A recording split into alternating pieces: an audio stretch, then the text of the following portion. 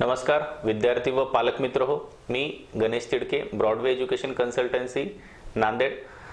मित्र हो, येणाऱ्या आता जे नीट परीक्षा आहे, नीट 2019 परीक्षेला खूप वेळ कमी राहिलेला आहे. तत्पूर्वी जे परीक्षेला जाताना काय सूचना असतील, त्याचबरोबर ड्रेस कोड तुमचा कसा असायला पाहिजे आणि त्याचबरोबर परीक्षा झाल्याच्या नंतर जो रिझल्ट लागतो, रिझल्टच्या नंतरची जी प्रवेश प्रक्रिया असणार आहे, त्यासाठी लागणारे जे कागदपत्र आहेत त्याबद्दल आपण आज या व्हिडिओमध्ये जाणून घेऊ. तर महत्त्वाचं जो आहे, तुमच्याकडे जे हॉल तिकीट तुम्ही काढलेलं आहे, बऱ्याच विद्यार्थ्यांनी ब्लॅक अँड व्हाईटच्या पद्धतीने ते हॉल तिकीट काढलेलं आहे. पण महत्त्वाचं जे आहे त्याच्यामध्ये ब्लॅक अँड व्हाईट न काढता कलर प्रिंट तुम्ही शक्यतो कलर प्रिंट हा काढून घ्यावा. त्याचबरोबर जी तुमच्या हॉल तिकीटवर फोटो लावलेला आहे, ऑलरेडी जी NTA कडून नीटच्या परीक्षेत तिकडून लावलेला जो फोटो आहे, त्यामध्ये जो जसाच तसा फोटो, जो पासपोर्ट साईज फोटो आहे, त्या जे खाली रकाना दिलेला आहे, ब्लँक रकाना दिलेला आहे, ज्या ठिकाणी तुम्हाला फोटो चिटकवण्यासाठी सांगितलेला आहे, तीच फोटो तिथे तुम्हाला चिटकवायची आहे.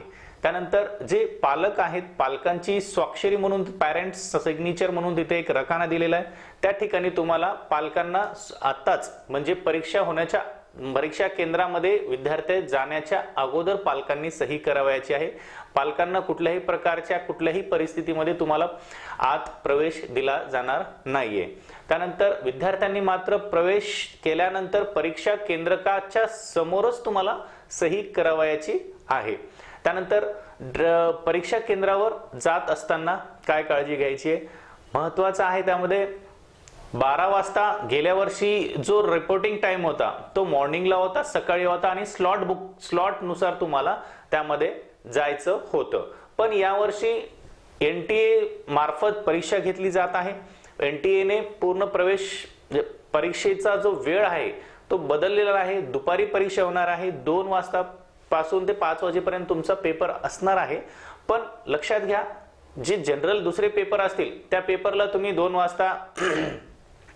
वाजता पेपर असेल तर 2 वाजता गेलं तर हरकत नसते. पण यामध्ये तुम्हाला रिपोर्टिंग टाइम जो आहे 12 वाजतापासून रिपोर्टिंग करणं तिथं सुरुवात होईल. तुम्हाला 1:30च्या आत म्हणजे 1:30 आत परीक्षा केंद्रावर तुम्हाला पोहोचणं आवश्यक आहे, कंपल्सरी आहे. 1:30 वाजताच्या नंतर म्हणजे 1:30 तुम्हाला कुठल्याही परिस्थितीमध्ये त्यामध्ये प्रवेश दिला जाणार नाहीये. लक्षात घ्या, खूप महत्त्वाची परीक्षा आहे. वेळेच्या अगोदर तुम्ही गेलेलं कधीही बरं. ज्या विद्यार्थ्यांचे परीक्षा केंद्र हे बाहेर जिल्ह्यामध्ये आले, दूर आलेले आहेत, त्यांनी या विद्यार्थ्यांनी एक दिवस अगोदरच जाऊन तुमचं परीक्षा केंद्र जे आहे ते बघून घेणे, तिथे कुठे आहे, नेमकं आपल्याला डिस्टन्स किती आहे, किती वेळ लागतो, ट्रॅफिक कशी आहे, या सर्व बाबीचा अभ्यास करून तुम्ही तिथे त्या परीक्षा केंद्रावर ज्या दिवशी 5 मेला दुपारी 2 वाजता पेपर आहे तर रिपोर्टिंग तुम्ही 12 वाजतापासून करणं आवश्यक आहे, कंपल्सरी आहे. त्याचबरोबर शेवटचा जो अर्धा तास आहे, या अर्ध्या तासामध्ये कुठल्याही परिस्थितीमध्ये तुम्हाला परीक्षा केंद्राच्या बाहेर जाता येणार नाहीये. म्हणजेच बाकीच्या गोष्टी तुमच्या जी काय असतील ते तुम्ही या 3 तासामध्ये कुठल्याही बाहेर तुम्हाला प्रवेश दिला जाणार नाही, ते लक्षात घ्यावं. ड्रेस कोड बाबत काही सूचना. ड्रेस कोड बाबत सूचना, गेल्या वर्षी ड्रेस कोड बाबत जो सूचना केलेल्या होत्या त्याचं काटेकोरपणे पालन शासनाच्या वतीनं केलं आणि विद्यार्थ्यांना सुद्धा ते करावं लागलं. पण काही विद्यार्थ्यांचं ड्रेस कोड बाबत सूचना असूनही त्यांनी त्या सूचनेचं पालन न केल्यामुळे मानसिक त्रास हा खूप झाला. पण यावर्षी ड्रेस कोड बाबत हॉल तिकीटवर कुठल्याही प्रकारचे इन्स्ट्रक्शन दिलेले नाहीयेत, तरी सुद्धा NTA ने ब्राउचरमध्ये इन्स्ट्रक्शन दिलेले आहेत, त्याप्रमाणे आपण त्या इन्स्ट्रक्शन नुसार गेलेलं कधीही बरं. हलक्या रंगाचा एकदम प्लेन ड्रेस कोणता असेल, मुलगा असेल मुलगी असेल, प्लेन ड्रेस हा घालून जावा. त्यावर कुठल्याही प्रकारचे मोठे बटन्स असतील, पिन असतील, त्याचबरोबर ड्रेसवर कुठल्याही प्रकारचा प्राणी मजकूर लिहिलेला, फूल असेल, अशा कुठल्याही प्रकारचा मजकूर लिहिलेला नसावा. त्याचबरोबर विद्यार्थ्यांना शूज असेल, हीलचे सँडल्स असतील, त्यामुळे गॉगल असतील, टोपी असेल, घड्याळ असेल, अशा कुठल्याही प्रकारचे तुम्हाला डॉक्युमेंट किंवा वस्तू घेऊन जाता येणार नाहीयेत. तर ह्या होत्या सूचना. या सूचनांचं पूर्ण काटेकोरपणे पालन करावं आणि प्रवेश परीक्षेला सामोरं जाताना या गोष्टीचं पालन केलं तर कुठल्याही प्रकारचं तुम्हाला मानसिक त्रास हा होणार नाहीये.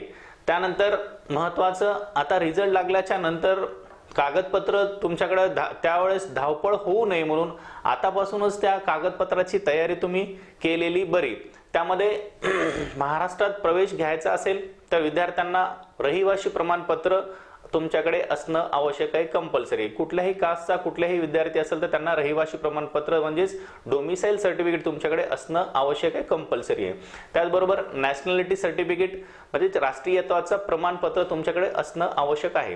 हे दोन्ही डॉक्युमेंट तुमच्या सेतू केंद्रामार्फत तहसीलदाराचं असणं आवश्यक आहे, कंपल्सरी आहे. त्याचबरोबर 10वीची सनद, 10वीचा मार्क मेमो, त्याचबरोबर तुमचा जे रिपीटर विद्यार्थी आहेत त्यांनी 12वीचा मार्क मेमो लागेल आणि जे विद्यार्थी पास होणार आहेत 12वीचे त्या विद्यार्थ्यांना 12वी पास झाल्यानंतर नंतर तुमचा कॉलेजमधून तुमचा मार्क मेमो ओरिजिनल घ्यायचा आहे.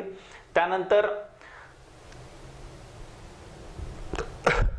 मेडिकल फिटनेस सर्टिफिकेट सुद्धा तुम्हाला लागणार आहे. मेडिकल फिटनेस सर्टिफिकेट कोणताही रजिस्टर डॉक्टर त्यांच्या MBBS रजिस्टर डॉक्टर त्यांच्या लेटर पॅडवर तुम्हाला त्याच्या सही घ्यायची, सही आणि शिक्का घेऊन तुमचं त्या मेडिकल फिटनेस सर्टिफिकेट हे तयार करून घ्यायचं आहे.